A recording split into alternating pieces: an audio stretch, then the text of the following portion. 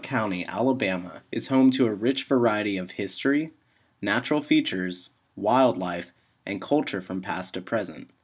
As time goes on, our home has become more and more a melting pot of people, ideas, and stories, and it is very exciting to use modern technology and resources to document it. We enjoy a full spectrum of southern experiences, from exciting outdoor sports such as kayaking and rock climbing, to small-town farmers markets with friendly faces and local produce. Within our borders are a plethora of caves, springs, geological milestones, and even historical mysteries, all of which help tell stories of the land that we share today. But what is the best way to find out all the hidden riches in our county? By going out and talking to the people who help to make it special. My name is Stanley Moss. I'm a teacher at Aniana High School. I've taught a total of 45 years. 17 years were Locust Fork, very good years.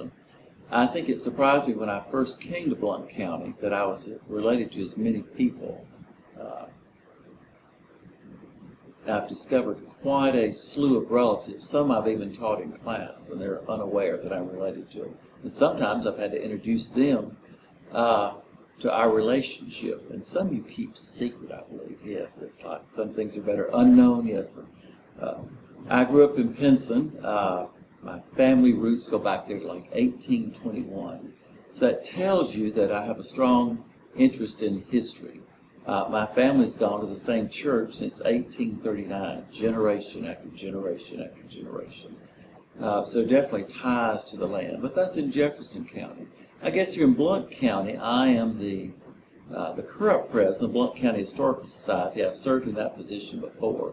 And the Blount County Historical Society has existed for over 50 years, which I think is certainly a testimony to the people who've gone before me. And you think about it, this county is one of the oldest counties in the state. It was older than Alabama. You know, Alabama became a state in 1819. Blount County became a county in 1818. And if you look at such, there's a wide spread of history here. I think about, I believe it's Black Fox, who was a Cherokee chief who was buried somewhere in the northern part of the county. And when his grave was explored, I think that's a safe word, or slightly excavated, they discovered some lead deposits, but they never could find any lead that could be mined here in the county. And of course, we have a rich Civil War history in the Forest Street raid, and, when Street came through Bluntsville. And of course, Bluntsville, that's quite prominent in their history. And then we know he was Emma Sampson, so Nathaniel Bedford Forrest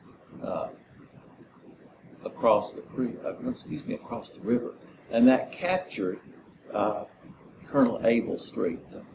And so instead of being victor, he and his men were the captives. But sometimes you have to watch out about history. I read somewhere that Street and his men had 1,200 people, where Forrest and his soldiers numbered 600. So sometimes maybe you read history through the eyes of the victor.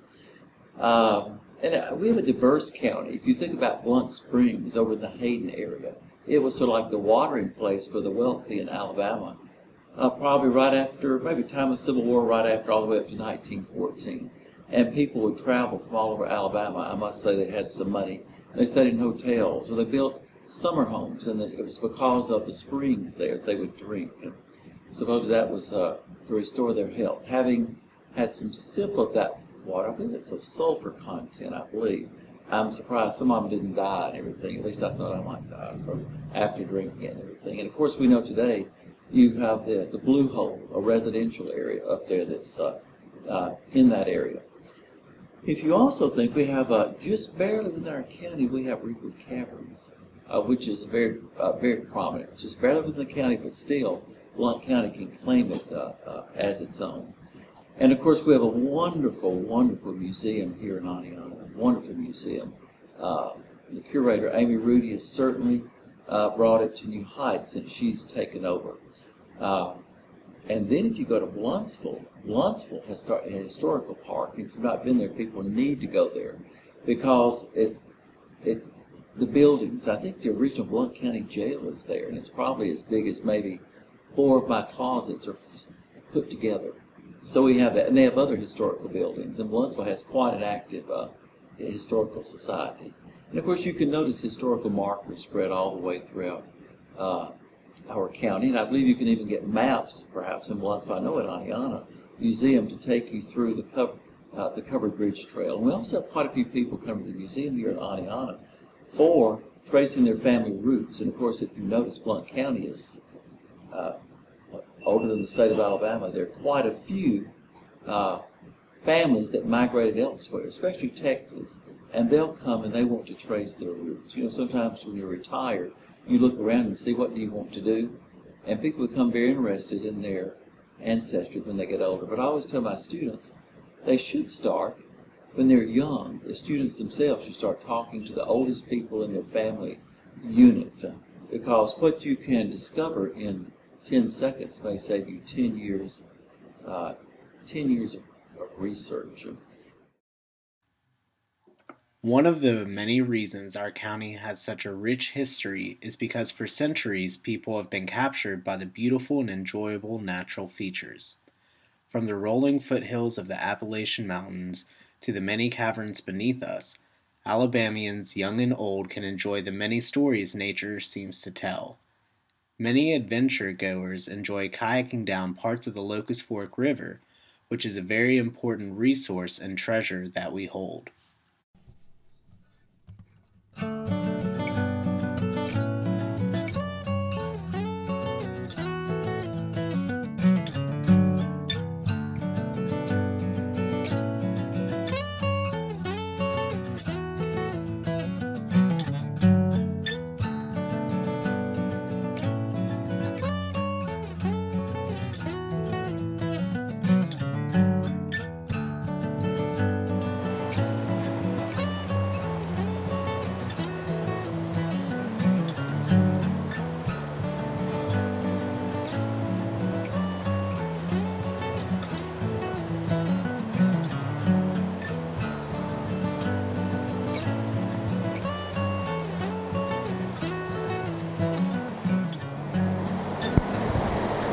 Hello, I'm Stephen Guzman, current president of Friends of the Locust Fork River.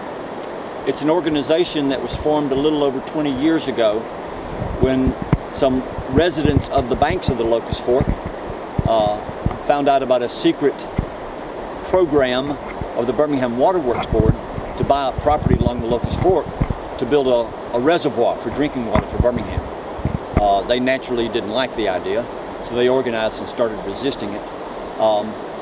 We finally achieved the ultimate success of stopping the dam just some 5 or 6 years ago when the Birmingham Water Works Board finally sold off the property that they had acquired 15 years earlier. So in the near term, we've had a success of keeping the Locust Fork River free-flowing in its relative pristine.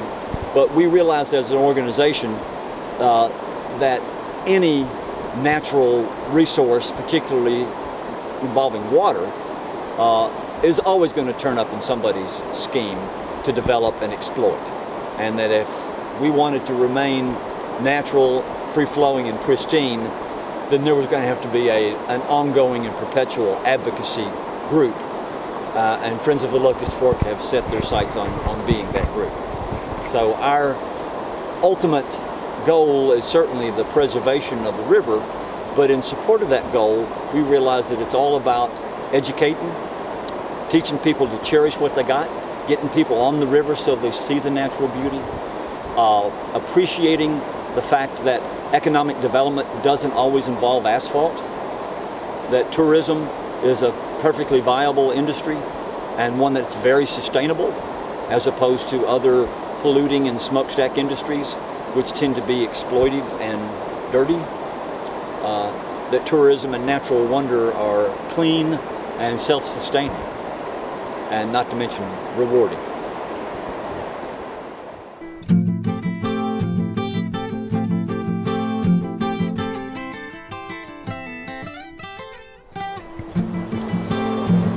PFDs, personal flotation devices, commonly known as life jackets. I can't go as far as saying that you should always wear a PFD on the river, because of course I don't.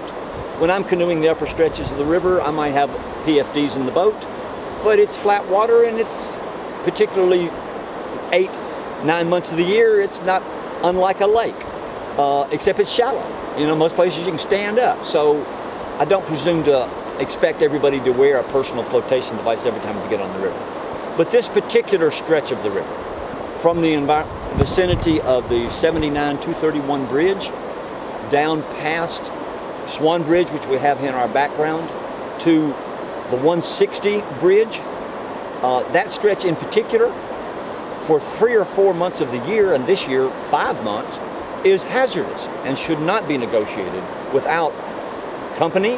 Always have at least 2 boats with you, and personal flotation devices on your back, not in the boat, on your back.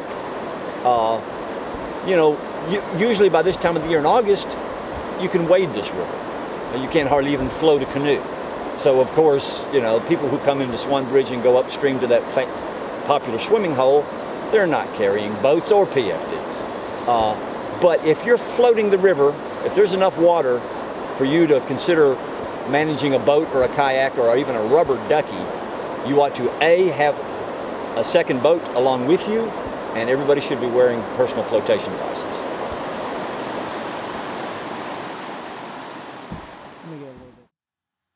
When asking around about interesting people and places in the county, one of the first names to pop up was Ronnie Jenkins, who built by hand his own homestead behind his family's home near Berry Mountain. He made and collected many tools from years past, but even made a functioning sawmill to cut most of the lumber used in his homestead.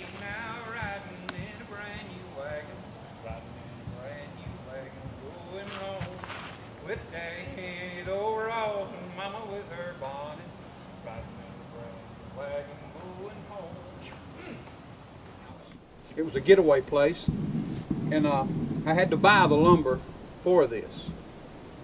Then I saw right then it was going to get expensive. That's when I built my sawmill.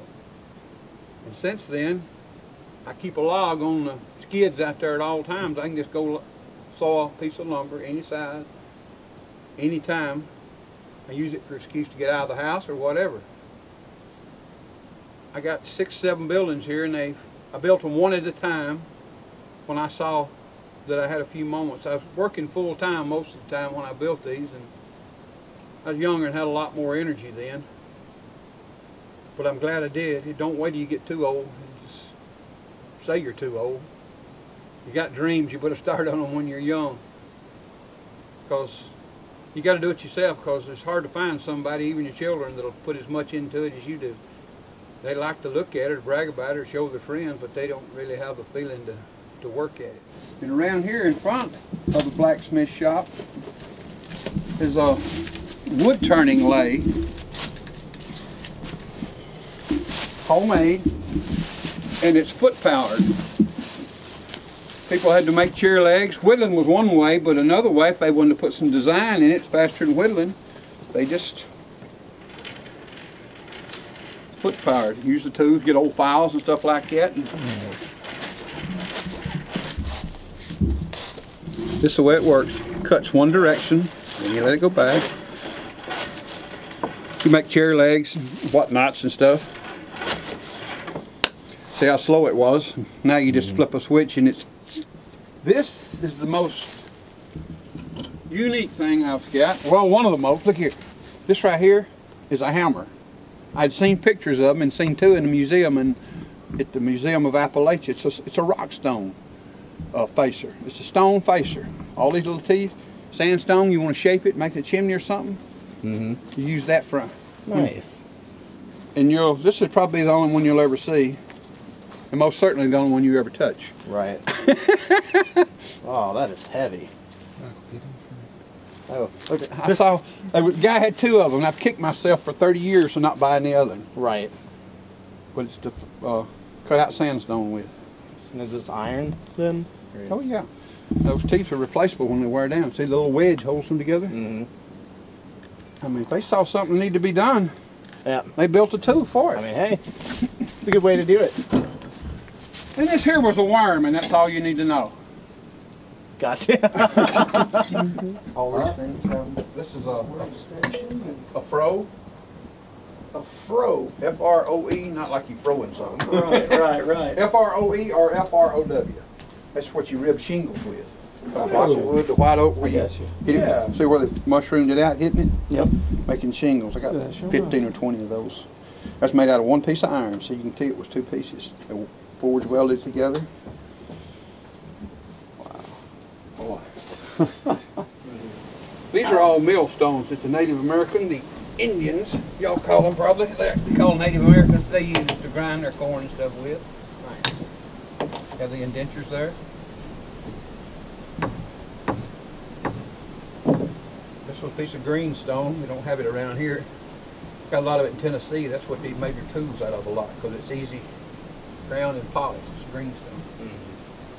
A lot of Indian artifacts around here. I picked them up around the house. Right.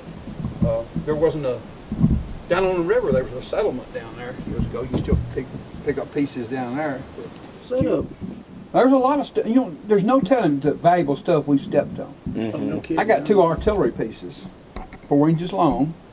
The guy gave me up from Sneed. He plowed up in his garden. Right. From the Civil War, you know. Right, yeah. And I tried to tell him they were valuable.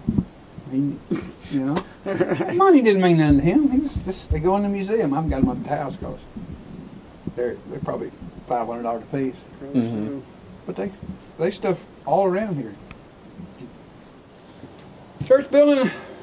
This is one of the first buildings I built. Had to have your church first, you know. Priorities. I got you. Had to saw the lumber, cut the trees. Had no blueprints.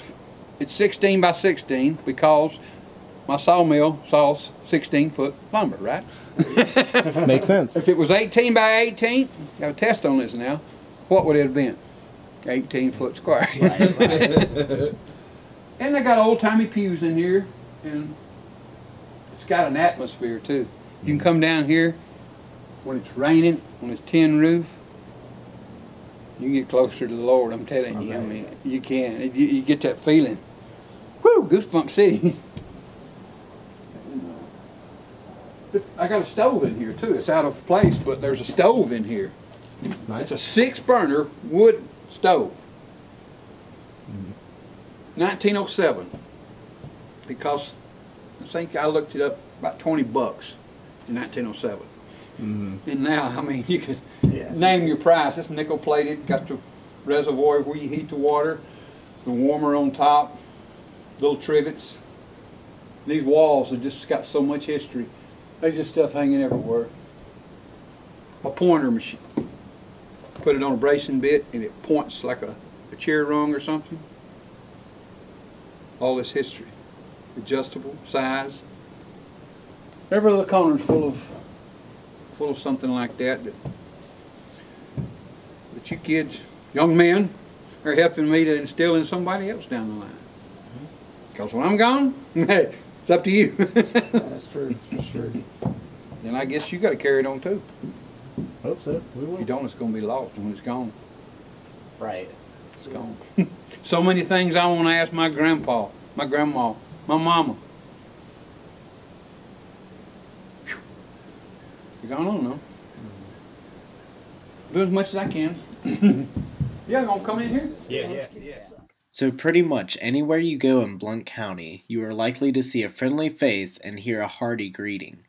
Ronnie himself wouldn't let us leave without getting our fill of the vegetables from his garden, which is a great example of the southern hospitality that many residents here share.